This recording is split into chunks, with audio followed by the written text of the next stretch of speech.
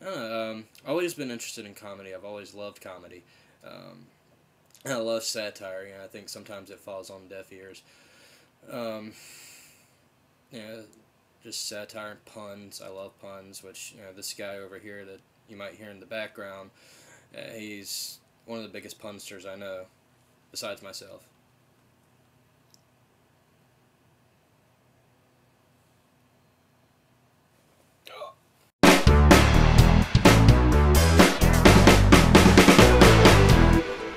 But yeah, I love puns.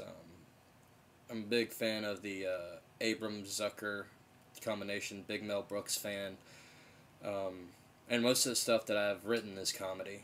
Um, to me, anyway, it's funny to me. I'm not sure how funny it would be to other people, which always kind of sucks when people don't get your style of humor. I also started doing voice impersonations at an early age. Some I can't do anymore, but my first little things I started doing were the Woody Woodpecker laugh and the Webster laugh, which I can't do anymore. And I was about 4 or 5 when I started those. And as I got older, I started training my voice a little better. And at one point in my life, when I'd go grocery shopping, just different voices would pop out, and I'd be going around talking in a different voice everywhere I went. Every little thing, it'd be a different voice. Kind of like when Robin Williams does his little, thing where he goes all over the place, and I'm not very good at improv.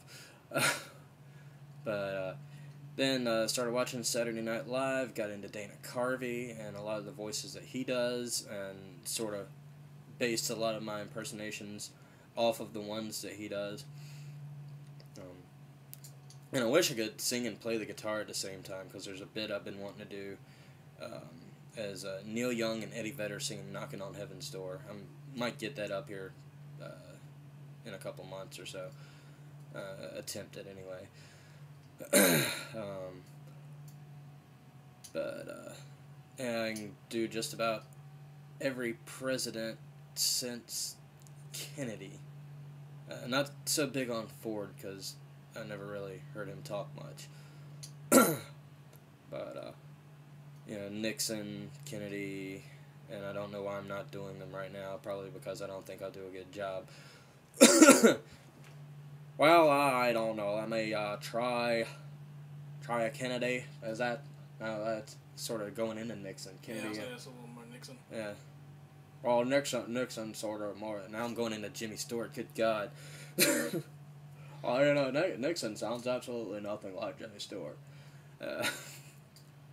But Richard Nixon, and I've got a little bit of a cold right now, so, and about the only voice I can ever do right when I have a cold is, Sylvester Stallone, because he's got that deep sort of nasally voice, and, that's about the only time I can really do it.